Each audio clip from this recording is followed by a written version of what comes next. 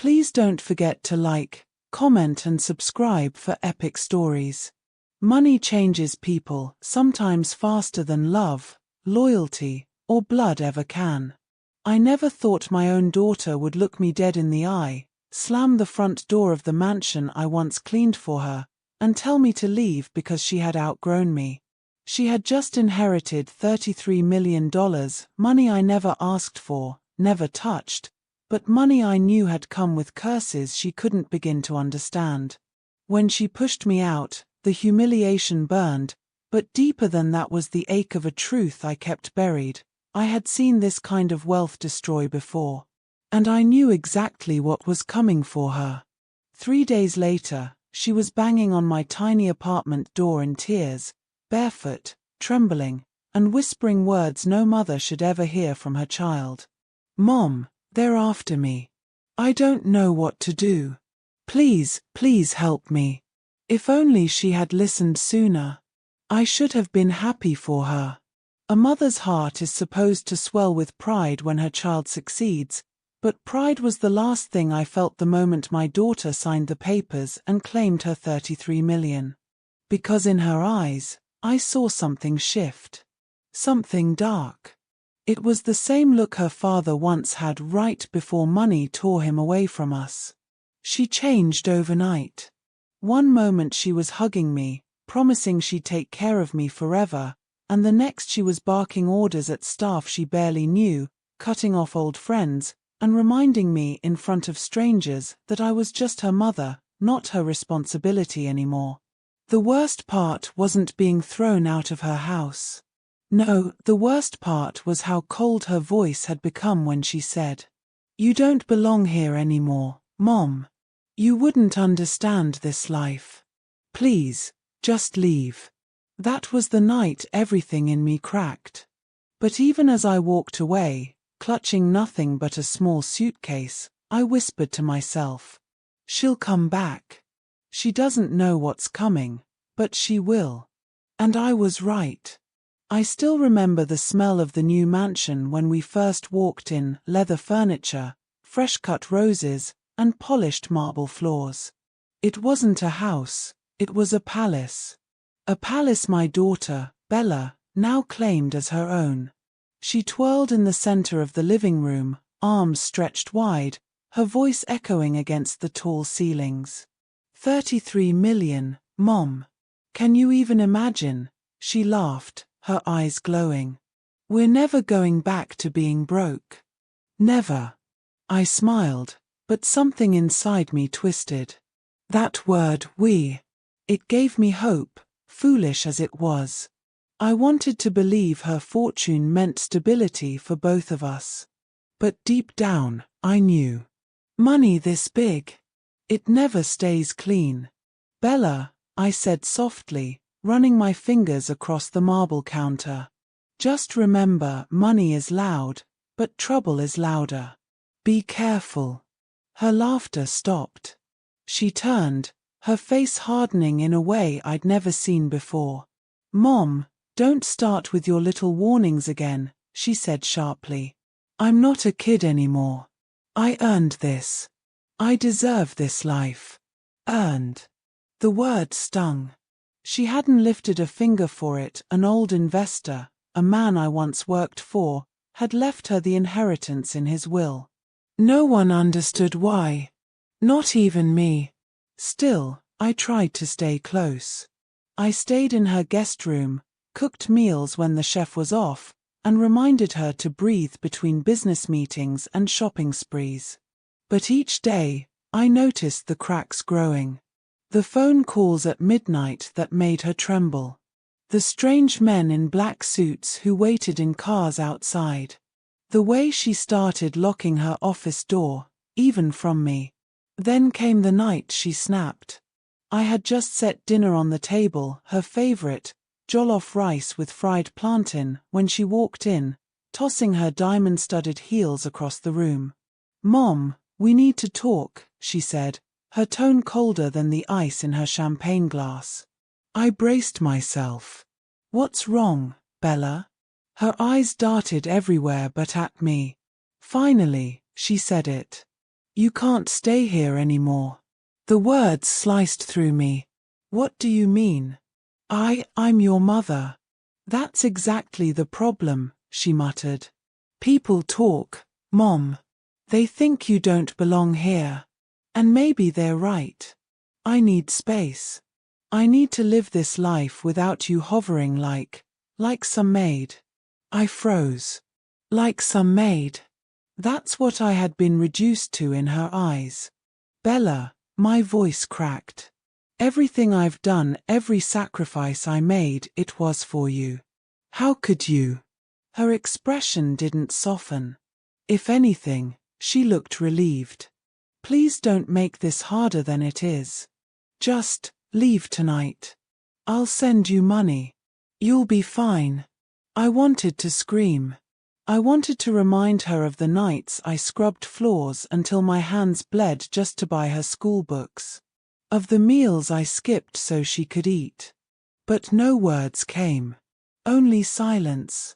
So I packed my small suitcase, the same one I had carried years ago when I left her father. As I stood at the door, I looked back one last time. Bella, I whispered, this money, it's not a blessing. It's a storm.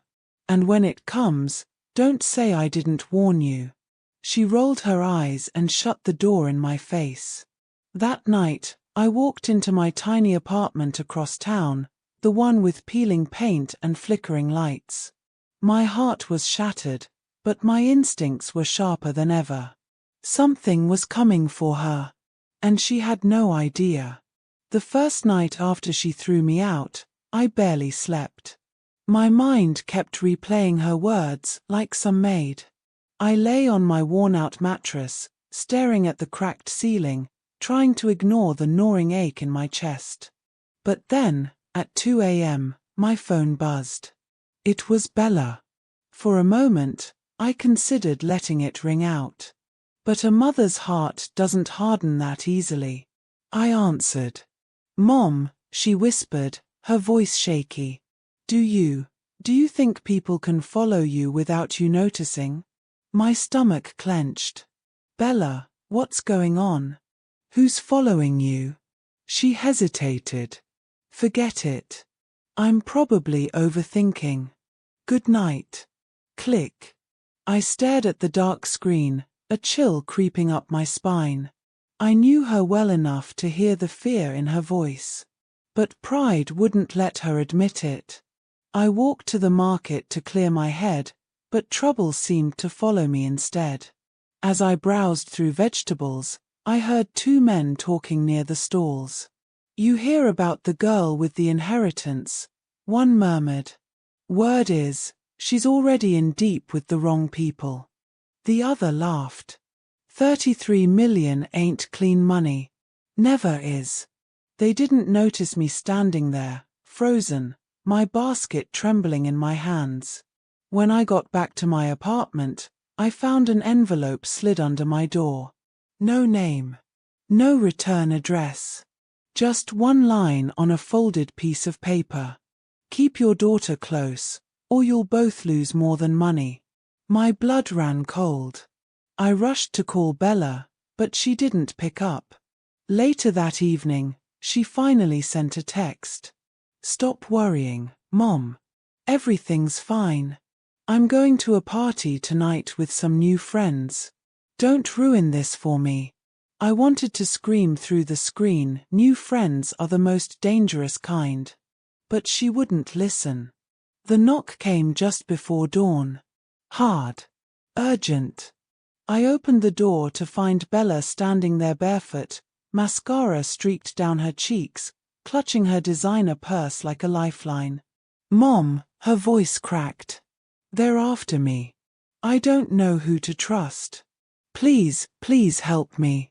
She pushed past me, shaking all over, eyes darting to the window as if shadows were chasing her. I shut the door, bolted it, and pulled her into my arms. But my heart wasn't just breaking, it was racing. Because I knew this wasn't the end. This was only the beginning. She sagged into my faded armchair like a wilting flower, and for a few long seconds I only watched her breathe. Up close, Bella looked smaller than the girl I used to braid hair for, smaller than the woman who'd stood in a marble foyer and laughed that she'd earned 33 million.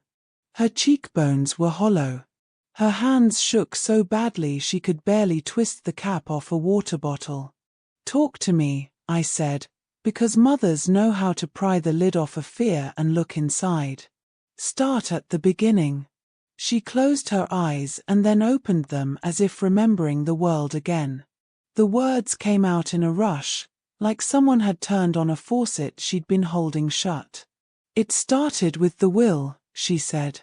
"You remember Mr. Ogian, the man who used to come by the bakery? He left me everything. I knew the man. Older, polite, always bought 2 loaves and gave one to the boys who begged on the corner.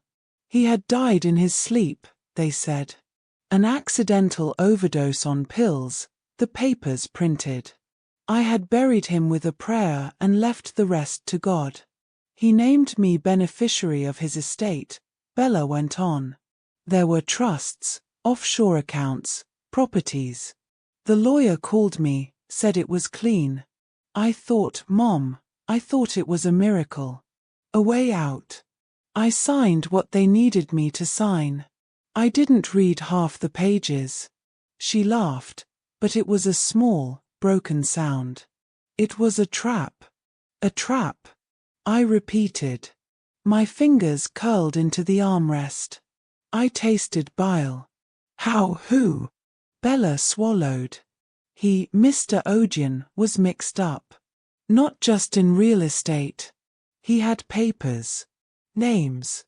Ledgers. Something he called Ledger 47 in one of the boxes. He told me once, after too much sherry, that he'd done bad things when he was younger. He said he'd made enemies. He told me to run if anything ever happened to him. She had never told me that. I should have known. But people hoard their secrets like coins. You only see their shine at the edges.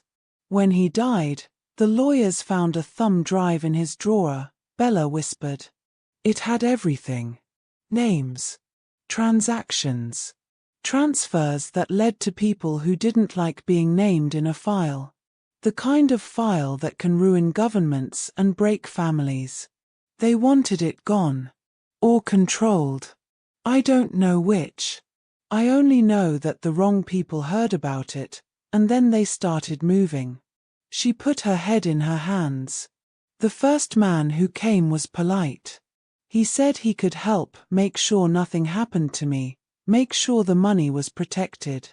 He said he was a consultant. He brought flowers. He had the kind of smile that watched your body while his mouth said other things. Then he asked where I kept the drive. What did you tell him? I asked, my voice low. I told him I didn't have it. I told him I only had the transfers. He didn't believe me.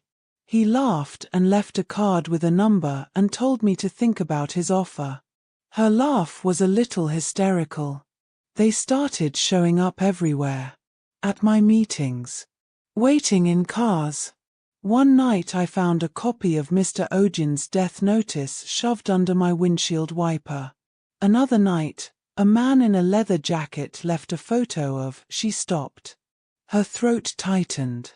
A photo of you and me, Mom. From the time we went to church last month. He folded it in half and wrote, "Keep her close or lose both."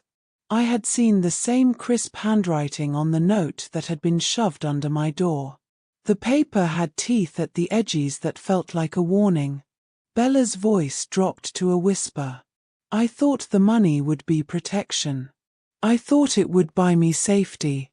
It did the opposite. It bought someone's attention. She told me about the meeting in the glass office downtown, the man in the dark suit who had slid the envelope with the initialed code across the desk and said, "This can go away if you cooperate." She told me about the threats, the late calls that were only breathing on the other end. She told me about the driver who wouldn't go the way she asked and the man who followed her into a bathroom and watched her through the crack in the stall. "What did you do with the drive?" I asked. She looked at me like the answer was a blade she might turn on herself. "I hid it. I put it somewhere no one would think to look. I'm an idiot, Mom. I tucked it into the tongue of an old pair of pumps. The ones you taught me to polish when I was 12. Her hands went to her feet as if by habit. I thought if he wanted the money, he could take the money. But if someone wanted the names, the people he'd named, then maybe no one would ever find that." "And the pumps?" I said. "They're missing." Those 2 words were worse than any thunder. A missing pair of shoes could be shrugged off. But a thumb drive with the power to expose men who swallowed empires whole? Missing was the shape of a hand that took what shouldn't be taken. "I don't know who has them," Bella said. "Last night I came home and the house was different. Not trashed. Clean.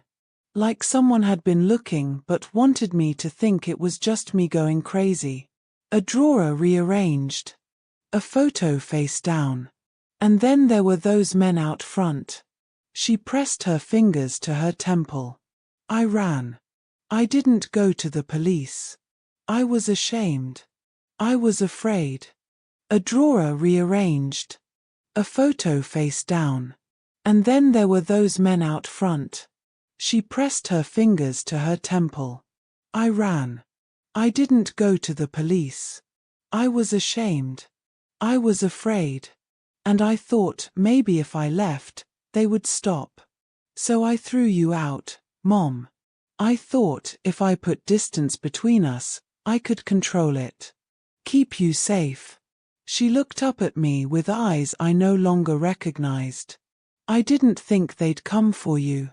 I felt every sacrifice I had made compress into a single, hot point. The words I'd saved for when she'd become reasonable, "I told you so," did not fit into my mouth. Instead I said, "You should have called me. You should have told me the whole thing." "I know." Her voice broke. "I was stupid. I was proud. I thought I could handle the storm alone." We sat in a silence full of things that wanted to be said. Outside, a car shuddered and rolled down the street like a distant beast. I kept listening. "How do we fix it?" she asked finally, as if that were even possible. My mind moved faster than my fear. The first thing a mother learns, after how to feed and how to love, is how to read people who are trying to hide what they are. The man who'd come with flowers had left a faint smell, a sweet, cloying tobacco and something metallic. I remembered the cars that had laughed outside her mansion. Their tires sounded like cheap rubber, the kind with a faint whine. Little things. Little things that make a map.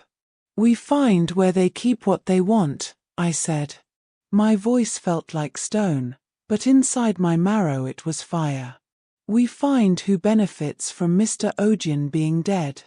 We find who was closest to him in those last days. We retrace every step. If the drive's missing, then someone has it.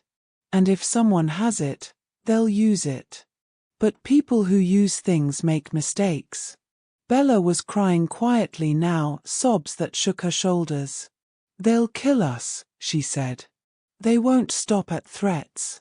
I reached for her hand and squeezed.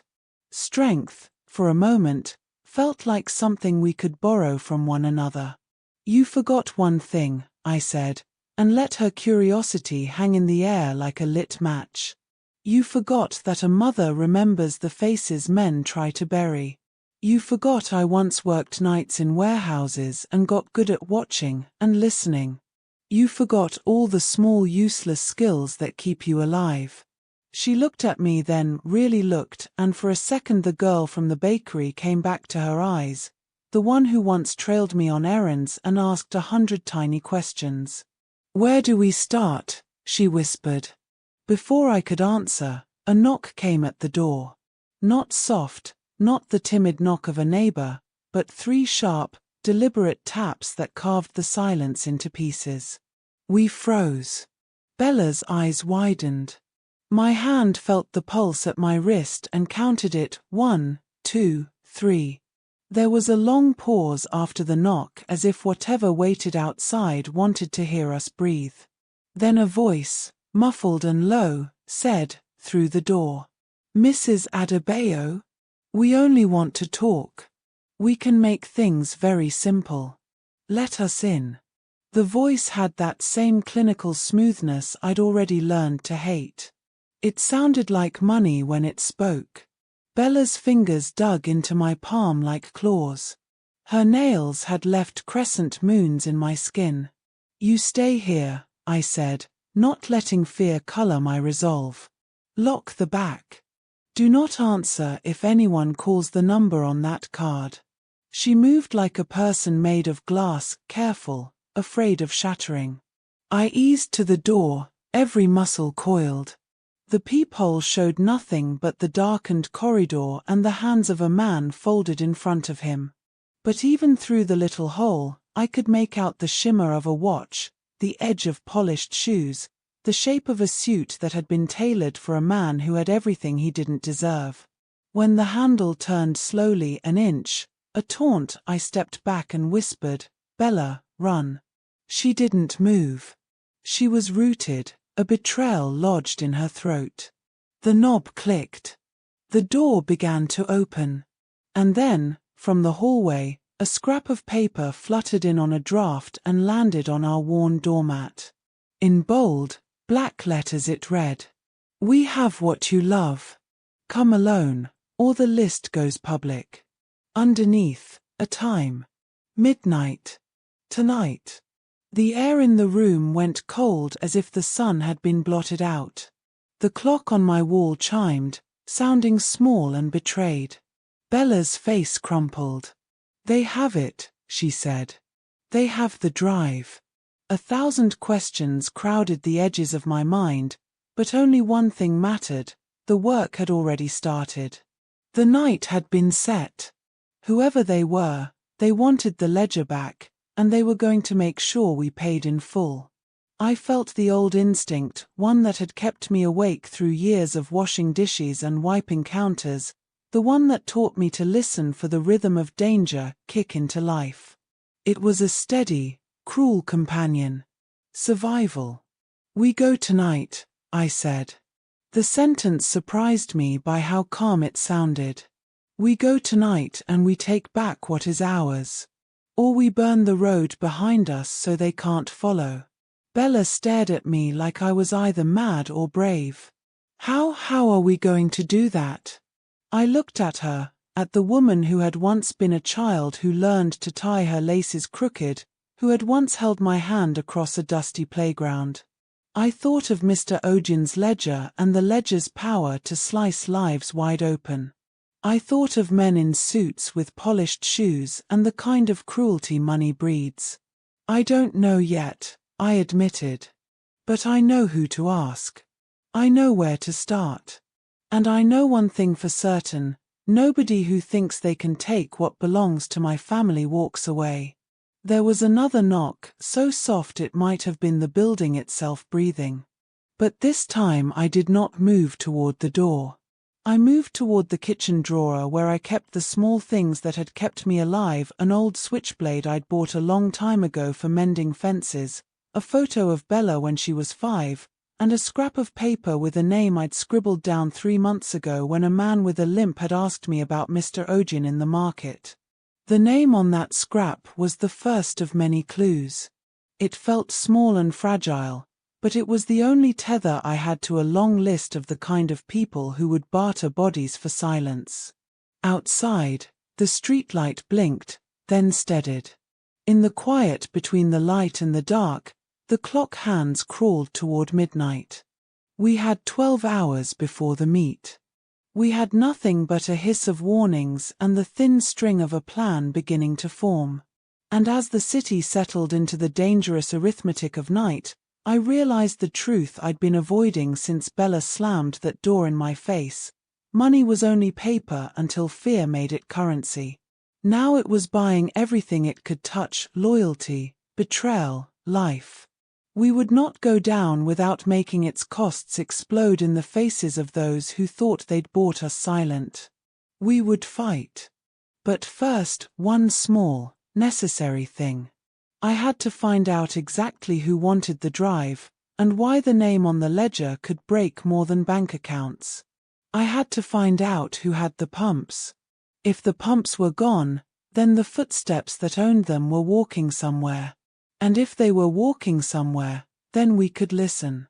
Midnight waited like a judge. Midnight tasted of iron and wet tar. The city held its breath, and so did I. We left the apartment with only the essentials: the scrap of paper with a name, Alu, an old market vendor who limped and kept his ear to the ground, the small switchblade that had earned me a dozen scraped knuckles and kept me from harm more than once, and a photo of Bella at 5, chubby cheeks, lopsided pigtails, the kind of picture that cements you to a person no matter how they change.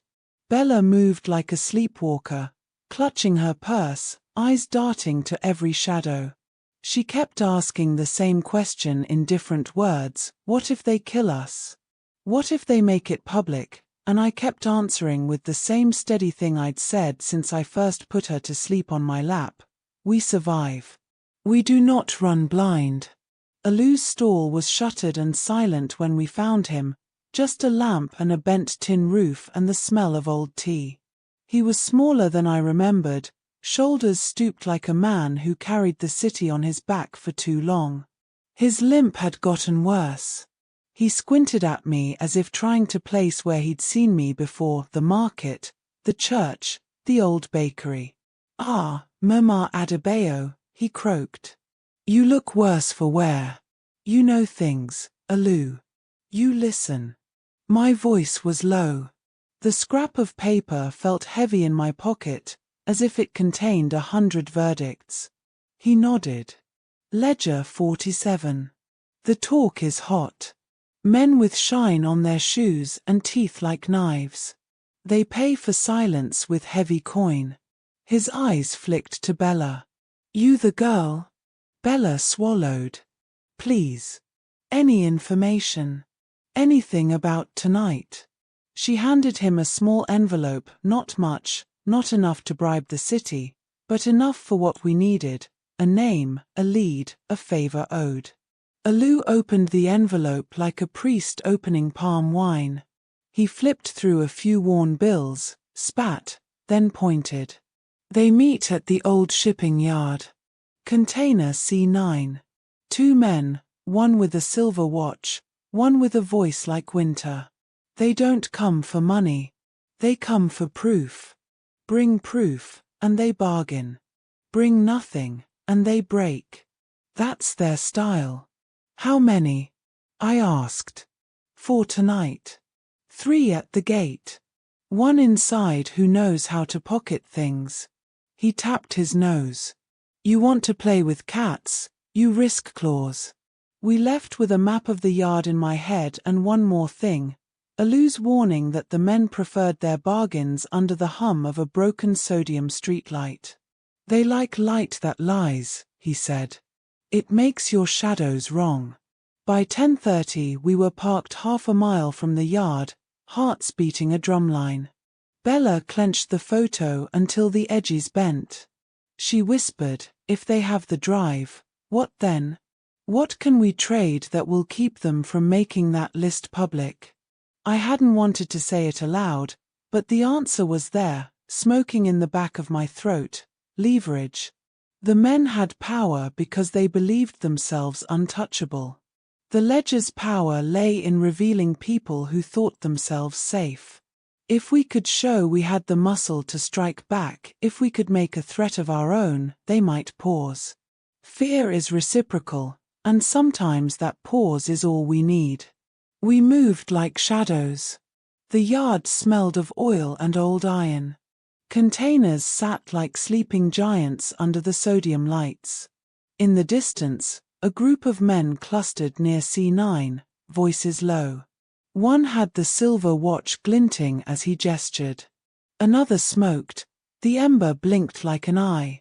My hands were steady, but my stomach felt like a fist. We approached through the long corridor between containers. I positioned Bella behind me and kept my eyes peeled for sneakers on gravel or flash of light on metal. As we reached the corner, a man stepped out of the gloom and blocked our path. He was broad-shouldered, and when he smiled, I noticed the missing front tooth. He smelled like the inside of a bar. "You lost?" he asked, voice oily. Bella's voice was small. We were told to come to negotiate." He laughed and motioned. "You got the thing." I stepped forward. "We have nothing to give to men who threaten families." "Aho," he said, amusement like a blade. "Then why bring the girl?" "To whet our appetite." Before I could answer, a soft click sounded behind me, metal on metal. A shadow slipped from the line of men near C9 and moved with a silent precision I'd seen in soldiers and in the people who work for soldiers. He came close enough that I smelled cologne, the expensive kind that hides sweat. "Easy," the man with the silver watch said. He had a face you could auction off for cruelty. "We're reasonable. We want the drive. No one needs to die tonight. Bring it out and there's money, protection. Refuse, and the list goes to paper, to press, to court. Names become headlines." Bella's breath hitched. "We don't have it." They laughed.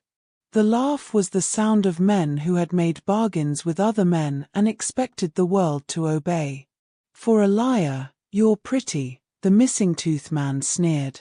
"But we like play. You come in alone. You hand over what's yours, and we walk. Bring a friend and we make it interesting." They wanted fear. They wanted her alone. They wanted the power of choice to pick the moment to twist the knife. Their rules were simple: obey, and live with the memory, resist, and pay with what mattered. It was a setup. Of course it was a setup. The pumps, they had to be bait or they would never have left them missing. Someone wanted her to be vulnerable, to show up at a time and place of their choosing. I glanced at Bella. Her eyes were wet but fierce. "No," she said, and the word was small and stubborn. The silver watch man stepped forward. "Then you bring someone to lose. Choose." I moved. Mother first, always. I shoved Bella behind me and spoke like I'd spoken to bullies in markets and men in warehouses. "You want the drive? Take me. Take whatever you think I have. But you will not make threats you cannot finish. Not tonight." Their grin deepened. They had seen this: women who bluff, mothers who throw themselves on the line. The broad man reached for my arm with the gentleness of someone who knows his hands will break bone. That's when everything changed. From the side, through a gap between containers, a figure slipped, small, quick, and carrying something that caught the light, bright, blue, and unmistakable. Pumps. The same pumps. They were being tossed from hand to hand like proof that the game had begun. Bella lunged, and for a breath I saw the little girl she'd once been grab the hem of my dress. She nearly caught them, but another hand snatched the pumps away and stuffed them into the backseat of a nondescript car idling nearby. Tires whispered. The car peeled away like an animal. One of the men barked an order, and two of them moved toward the car. The missing tooth man shoved me hard enough that I staggered. The silver watch man laughed and clapped slowly. "Now you see, Mama. We play to win." I tasted bile and something hotter: rage. You cannot methodically push a mother into the dark and expect nothing but quiet. My years of scraping by had taught me cunning, and my mother heart taught me ferocity. I did the only thing that might unbalance their game. I lied. "Oh," I said, breathless and loud. "The drive isn't in the pumps anymore. It's with me." It was a small, brazen lie. I had no drive. But I had something else, an old memory of Mr. Ojin's funeral, the names that had been whispered, and a contact who owed me one favor, a junior reporter named Kimi who had once sold me bread for half price when I was late. Journalists hunger for the ledger's kind of blood. If I convinced those men I could burn their safety by leaking a copy, they might hesitate. The Silver Watchman's pupils tightened, not quite fear, but the flicker of calculation. He stepped close, nostrils flaring. "Where?" "In my bag," I said. "I'll hand it over. But you let her live. You let us walk away." He eyed me like you do a bitter herb. "Open it." My hands reached into the bag I'd carried like a talisman. Inside was only a bottle of water, a pack of gum, and the photo of Bella. I felt the eyes on me, thick and sharp. I pulled the photo out slowly, as if revealing a relic. The men laughed into the metal night. They had seen my bluff. They had to. But something in their mirth was stalling, an almost imperceptible hesitation in the way the Silver Watchman glanced over to the container doors. He was counting risk and reward. Then, like a slow blade, the missing tooth man reached for my hand. His fingers closed on my wrist with a pressure that said he could break bone and not feel it. He raked the other hand through my bag to show me up. There it was, a small, black thumb drive, glinting, lying on top of the pack of gum as if it had always been mine.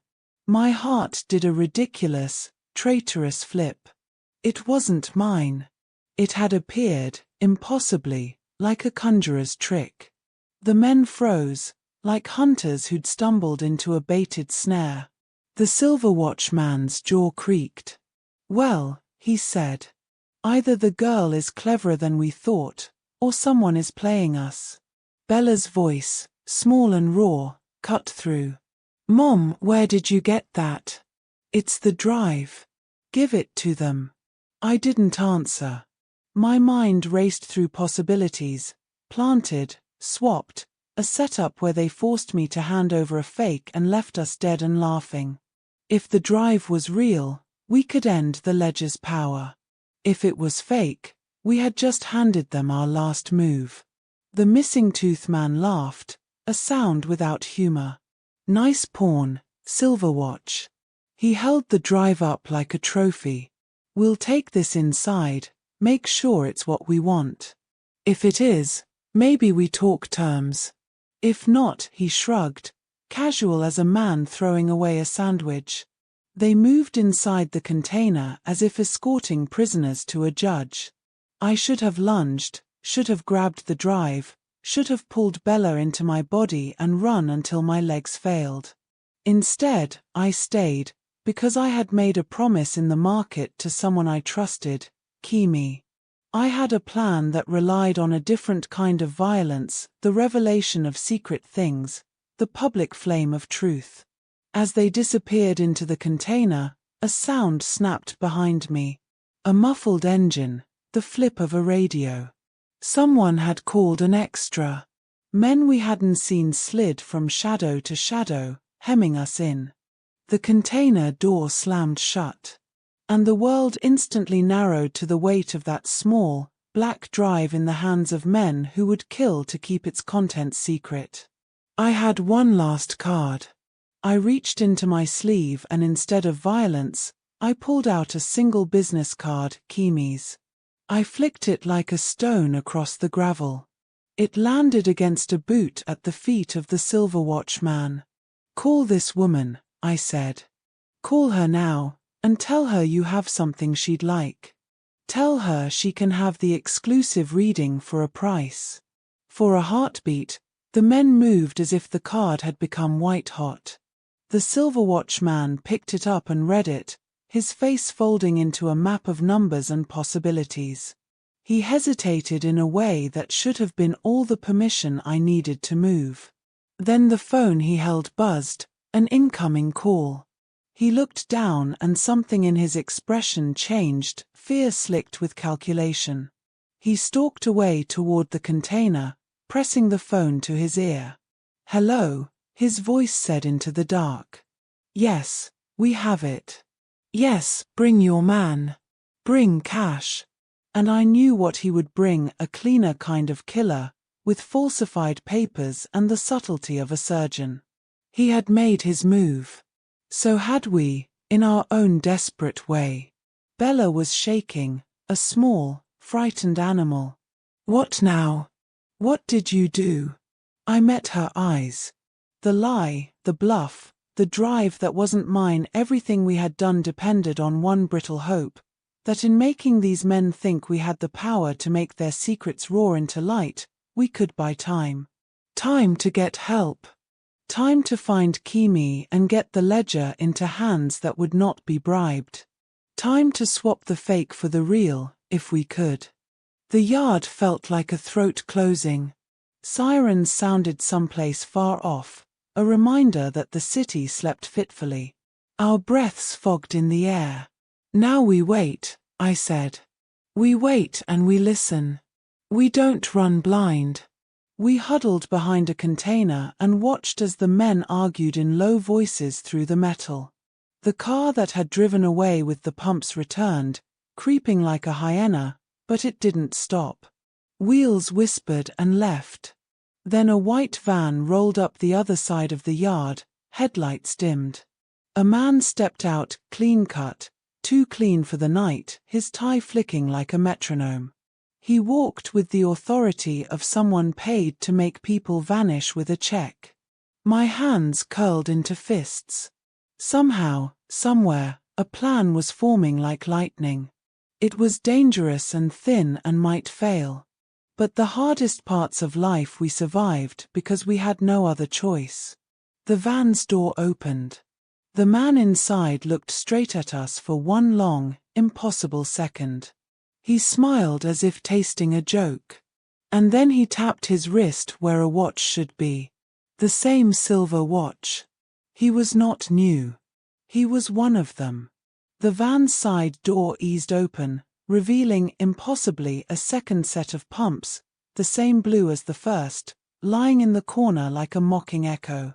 Between the two sets of shoes and a thumb drive in a man's palm, I realized the truth that made my blood run slow and thin. They were not just thieves. They were playing with reflections. They wanted us to see what we thought we owned, to make us trade what we loved for pieces of paper that would burn us. Behind the metal, under a sodium light that liked to lie, a voice called from inside the container, "Mrs. Adebayo, come collect your daughter's shoes. We have been very polite." My insides emptied in a way I'd never known they could. A bargain had been set, our feet in exchange for the ledger. The men had made the rules. The yard was their courtroom, and we had been summoned to plead. I looked at Bella. She clutched the photo like a rosary, tears carving tracks across her face. "Mom," she whispered. I swallowed. A plan had to be chosen now, hard and true. The night was a blade. We had to decide whether to press it into the hand of the men who wielded it, or into our own. "Stay," I told her, voice steadier than I felt. "If I walk in, they take me. If I stay, you keep breathing. If you run to the street, find Kimi, and do not come back." She shook her head, a child's defiance and a woman's learned stoicism knotted together. "I'm not leaving you. You'll live if you leave," I said. "I won't if you don't." She swallowed, her jaw working like a hinge on rust. Then, with the terrible bravery of someone with nothing left to lose, she nodded. I stepped into the light.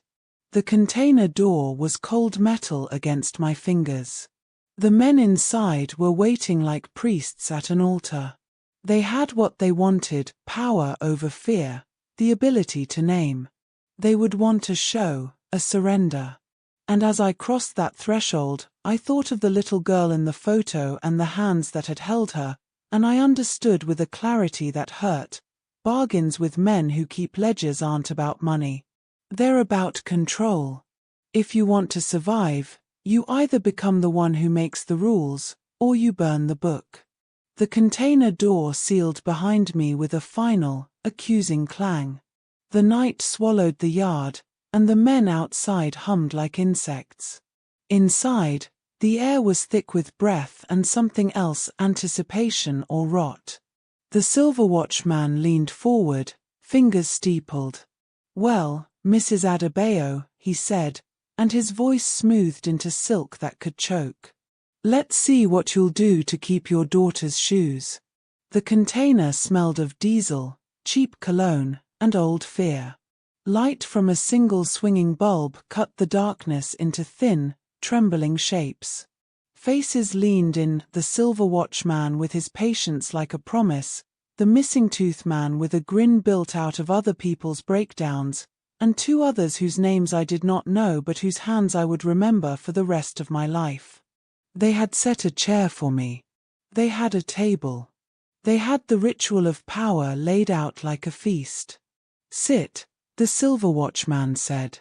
His voice was velvet dipped in acid. "You made a brave move coming alone. Women who come alone make the best bargains." Bella stood behind me like a ghost. Her fingers, bent around the photo I had given her, had left the paper soft at the edges. She kept looking at the seam of the container door like someone measuring where to jump. I could feel her there close, brittle, a second heartbeat. "You brought nothing but paper and promises," the missing tooth man said, kneading my wrist with fingers like clamps. "Tell us where the drive is, and we'll return what we took. We're reasonable." "Reasonable men don't hide behind threats," I said.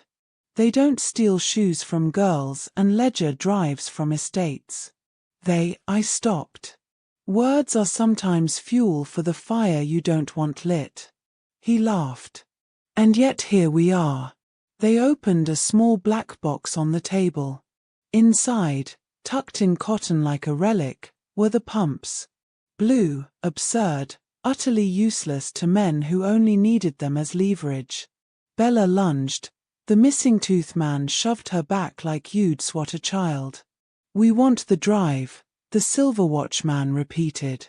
"Where is it?" "I don't have it," I said. "You can take these. Take whatever you want. But you will not touch my daughter." I meant it with the rawness of a cornered animal. He leaned forward so his breath fogged the bulb. "You think we are sentimental?" I had to find a way to tilt the table. To shift the angle of what's possible by the smallest, shakiest degree. I remembered Kimi's card in my pocket. I had not called her. I had left it on gravel, a small stone of hope. I also remembered, vividly, the market man Alu, and how he had said men who trade in secrets like light that lies. "I'll make you a different deal," I said, slow. "You think the drive is the only thing of value. You're wrong. There are names in that ledger that tie to men with titles and trophies. If those names hit the press," I didn't finish. The implication was a blade. The silver watchman's expression shifted, a tiny fissure of thought. "Go on." "I have a friend who will verify the drive's contents," I said. "She will read it, verify authenticity, and then we can make terms publicly. If it's genuine, you walk away with cash and we walk away with our lives. If it's a fake," I let my voice hunch into venom, "you go burning for trying to control what you don't own." He tapped the box with the tip of a finger and smiled, mostly to himself. "You either sound mad or very bold, Mrs. Adebayo. Either way, it's entertaining." The missing tooth man uncoiled and reached toward the pumps like a man claiming a prize. "Teach us how to be brave, then. Where is this friend? Bring her now." I had one tiny, ridiculous trick left. "She's not here," I lied. "But she will come if you let us call her." "You want peace? Let my daughter and me place one call. We call the journalist. She comes with credentials. You show proof to her, her readers decide what's worth exposing. They looked at each other and measured the idea with the sort of arithmetic they use to count money. Then the silver watchman nodded. 1 call. 10 minutes. If it's a trick, we burn what we have left. Bella's face was a mask of relief and terror. Mom, she began. I forced my fingers to be steady. I had a plan built of tissue paper chances, and if it failed we would be dead. If it worked, we might buy a small sliver of daylight. I reached into my dress for my phone. My pocket was empty. For a heartbeat the world narrowed until I heard only my heart and the tiny click of the pump box. A new voice said from the doorway, a voice that was not part of their circle. It was low, and it carried a weight I felt in my knees. You forgot to check the pockets. All heads turned. A tall shape stood in the doorway like a shadow that had grown teeth. He wore a trench coat despite the heat and moved with the easy calm of someone who had planned 1,000 ways for people to die without staining his hands. The missing tooth man's hand tightened on a pump's heel like a gambler refusing to fold. And who are you? We didn't ask for. The newcomer laughed softly. Maybe not. But you'll remember me when you have to explain why your men didn't get what they came for. He stepped forward and turned the box. His fingers were quick as actors' hands.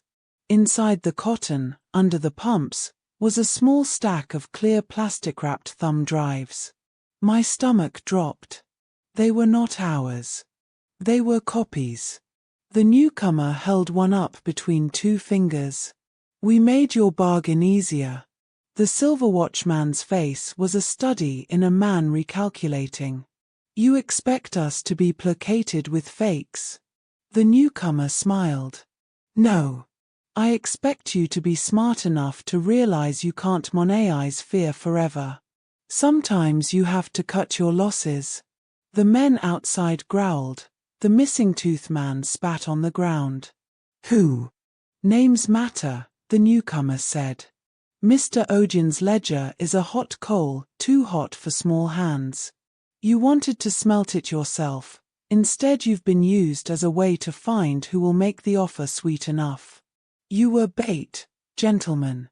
You were the dogs who chased the bone into the net. This was too clever. It felt like someone was folding a map around us and drawing new lines. I looked at the newcomer. He had a face I almost knew, an old patron of the bakery, a cousin of someone. The memory of his eyes sparked at the edges. Then I realized why. He had the same limp as Alu had described, only his limp was smoother, like a man who could buy a better wound. You're Alu's friend, I said before I could stop myself. He chuckled. I'm many things. Tonight, I'm someone who believes the ledger is worth a few strategic wounds. Where'd you get the drives? The silver watchman demanded. Let's say the ledger knows more enemies than friends, the newcomer said. People pay to keep their names out. Others pay to make sure the right people think twice. I'm a go-between. I move things from one pocket to another for a price. Bella's voice was a whisper of wonder. You can help us. He looked at her like one inspects a coin for counterfeit. I can get you a copy. But I cannot save you from everything. And I cannot stand for threats to my people. The men outside will not be so kind if you try to play both sides. My mind worked faster than the fear in my chest. He offered a key. But which lock did it open? 10 minutes, the silver watchman said, mouthing the rules. You make the call. She comes. If she verifies, we talk terms. If not, he let the threat dangle like a noose. I blinked and found my phone in my palm, as if it had been there all along. The newcomer had been quick, slipping it into my hand when no one watched. He had placed it without announcement like a magician planting a dove. I dialed Kimi's number with hands that remembered every ledger of hunger and kindness in this city. The line rang and rang. My throat closed. Then a voice I did not expect answered, a man's voice, clipped and polite. "This line is not available," it said. "Please leave a message." I tried again. Static. A second voice took over, mechanical, cold. The newcomer's smile thinned. He had not imagined the walls we were up against. Someone more powerful than we, someone with the money to buy silence, had already meddled. The Silverwatch man scowled into my phone and barked an order: "Tear her pockets. Check her bag. If she's working a con." Hands moved. The missing tooth man's fingers searched my sleeves. I let him, because sometimes a mother must present her skin as a shield. He found nothing but the old bus tickets I kept and the single photo of a child. Then his fingers brushed Kimi's business card, still folded in my bra, from the market. He pulled it and read aloud the name, Kimi Adebayo. He smirked. Her own name. How quaint. I tried to tell him that Kimi was small and hungry and would not be bought, but the static on the line had already swallowed the promise. The Silverwatch man barked at one of his men, who went through their pockets and returned with a phone. He dialed. What happened next could have been a comedy of idiocy or a stratagem's end. The man on the other end answered sharp and quickly. A voice replied with crisp authority. The Silverwatch man listened. His face changed. He cursed quietly and then shouted into the phone. "Move the girl. Take the pumps to the van. Burn the container if they contact anyone." The men outside were swift now, practiced, hands on guns, movements like rehearsed violence. There was no longer a negotiation in their eyes, only a transaction to be completed. Bella screamed, not loud enough. The sound broke something in the air. Someone reached for her and, faster than my hands could stop them, yanked her back out of the container. I lunged, but two hands were already on my shoulders, pinning me like something to be inspected. They dragged her to the container door and shoved her inside, boots clashing on metal. The newcomer cursed, a small sound swallowed by rough laughter. A cold weight pressed into the small of my back, and I realized the Silverwatch man had a gun not displayed, but a low gun held like a promise. "Goodbye, Mrs. Adebayo," he said. And then everything detonated. A single shot, sharp, clean, cracked through the container as if it had been a drum. Metal pinged. Someone screamed, a long, ragged sound. The bulb shuddered and went out. In the sudden dark, bodies moved like figures in water. I smelled blood and iron and the new, high scent of adrenaline. I hit the floor hard. A booted foot crashed near my face. Hands yanked me up and spun me toward the open mouth of the container where a body lay half in, half out, and a man I thought I knew, Alu, only younger and meaner where memory had softened him, stood over another man with a bleeding shoulder. "Run," he barked in Yoruba, the word heavy and sharp. A red dot slid over a boot. A hand grabbed my hair and pulled my head back hard enough to see stars. "You were trespassing," the missing tooth man snarled in a voice made of broken glass. I tasted copper on my tongue and looked up.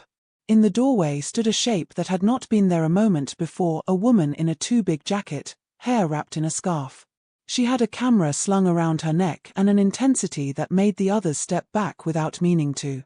"Kimi," I croaked. She looked at me, and I saw recognition and a kind of hurt that felt like guilt. "I tried to come alone," she said. "They called me." They lied. The Silverwatch man's eyes narrowed. You bring a press girl to this?" Kimi didn't answer. She held up the camera like a shield. "You think I'd sell this?" she asked him. "You think I don't know how to write?" There was a momentary standoff. Men balanced on the edge of violence and caution like tightrope walkers. Then a truck horn blared in the distance, close and urgent. I felt Bella's hands on my shoulders, trembling. "Mom," she whispered. Something slammed into the side of the container so hard the metal groaned. Outside, there were shouts and the sound of boots.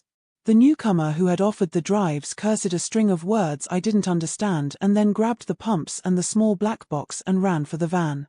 In the scramble, a man I didn't see grabbed Bella and dragged her toward the open yard.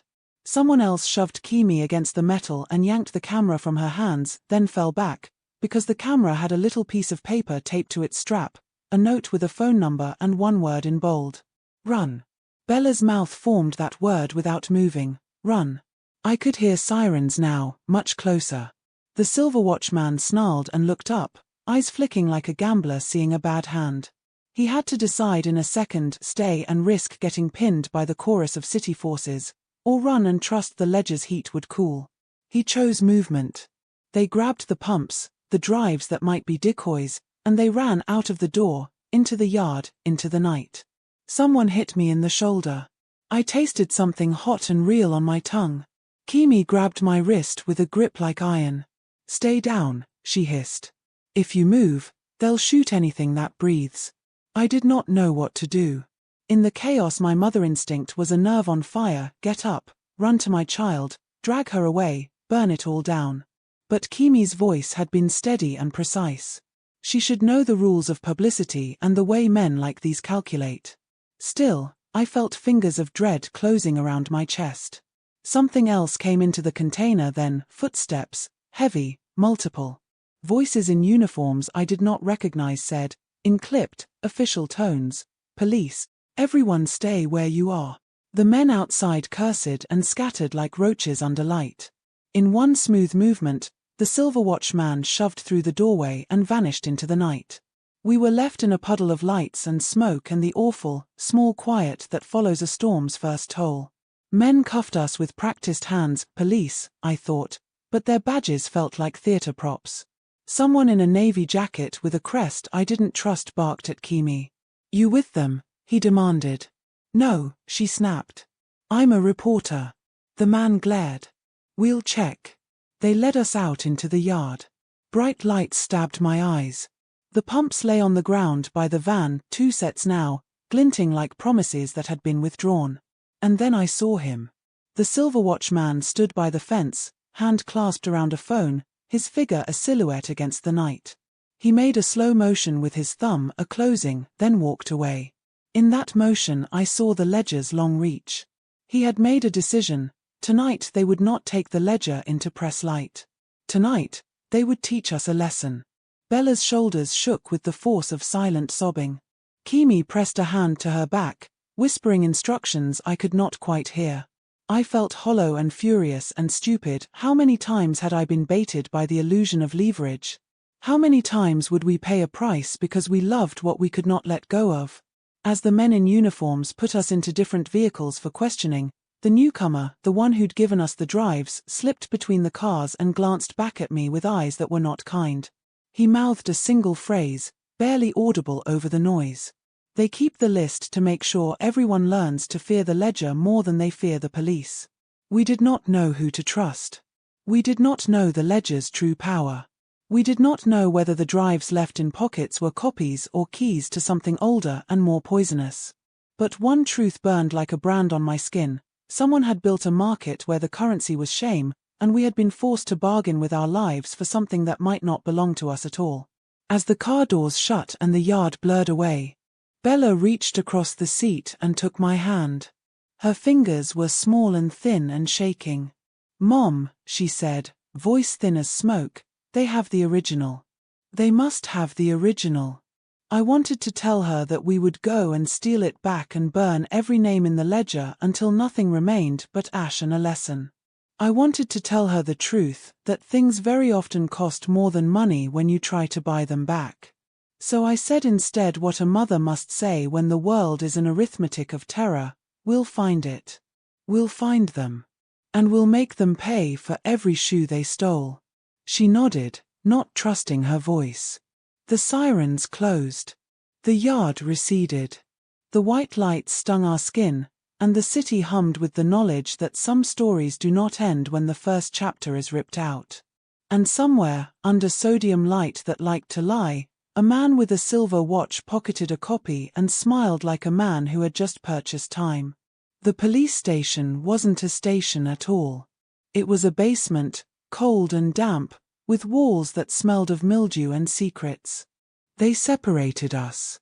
One officer, if that's what he was, kept repeating the same question like a broken record. "Where is the original drive?" I told him the truth, I didn't know. He didn't believe me. Every time I denied, he drummed his fingers on the table, the sound sharp as gunshots. "Your daughter will suffer for your silence." I wanted to scream. I wanted to tear through the concrete walls with my bare hands. But I stayed silent, because silence was sometimes stronger than begging. Hours later, they shoved me into a holding cell. My hands trembled as I gripped the bars. Across the corridor, I saw Bella, her hair messy, her eyes wide, her body smaller than I remembered. She looked like the little girl I once held against my chest when thunderstorms scared her. "Mom," she whispered. "I'm sorry." I pressed my forehead against the cold iron. "Save your strength. This isn't over." And I meant it. The next morning, the cell door clanged open. A guard barked, "You. Out." I expected another round of questions, but instead, I was dragged into a room where Kimi sat with her camera slung around her neck, her scarf torn, her face bruised, but her eyes still blazing. "They underestimated me," she said, voice low. "They thought smashing the camera would destroy the files. But I had backups. Photos of their faces. Audio of their threats. Evidence that ties them to bigger men, the kind who can't afford scandal." I stared at her, hope breaking through like light under a locked door. "You can expose them?" She nodded. "But if I release this without proof of the ledger, they'll kill us all. We need the original. And we need it before they move it." The guard cleared his throat. "You have one chance. Make your move fast." It hit me then, this wasn't a guard. This was a sympathizer. A double face inside the rot. Someone who had seen too much and wanted out. Bella was released minutes later. When she saw Kimi, she collapsed into her arms. I can't do this anymore," she sobbed. Kimi's voice was steel. "You don't get to quit, Bella. You got 33 million, but what they want is your silence. If you quit now, your mother dies, and you'll die with her." Bella lifted her head, tears streaking her face. "Then tell me what to do." It felt insane. 3 women against a machine of men, guns, and money. But we had something they didn't: desperation. The sympathizer gave us the location. A warehouse near the docks. Midnight.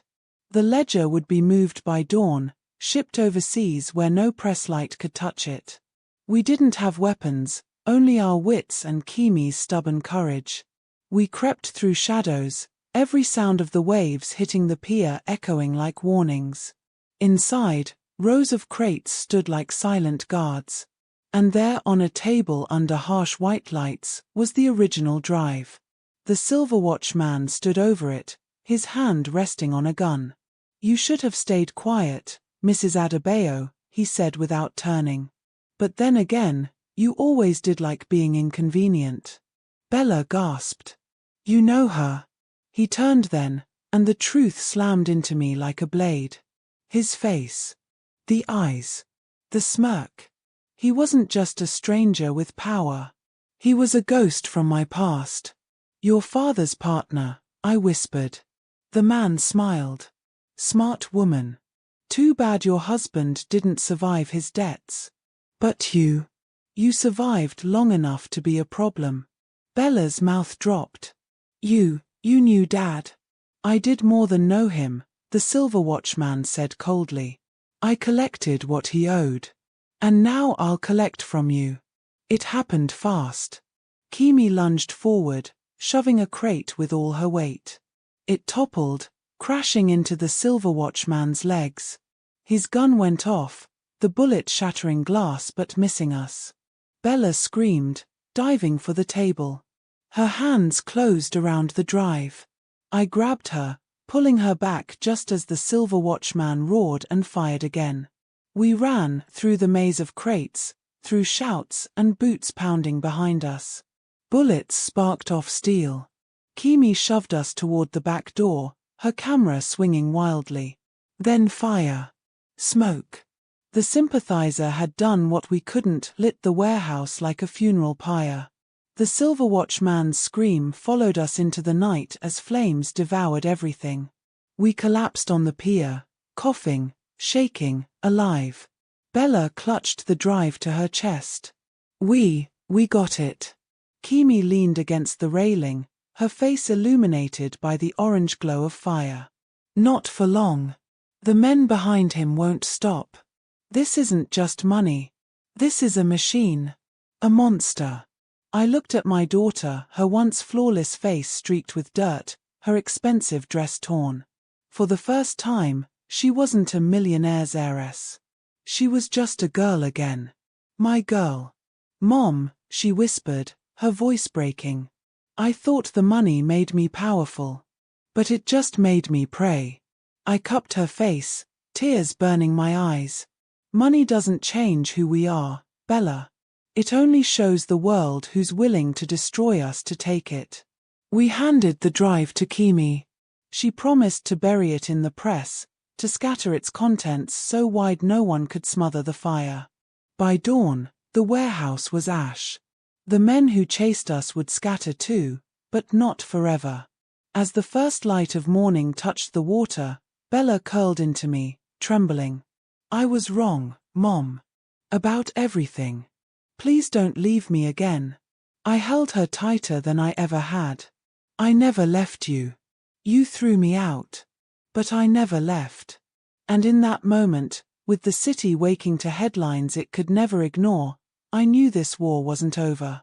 But for now, we had survived. And survival, sometimes, was victory enough.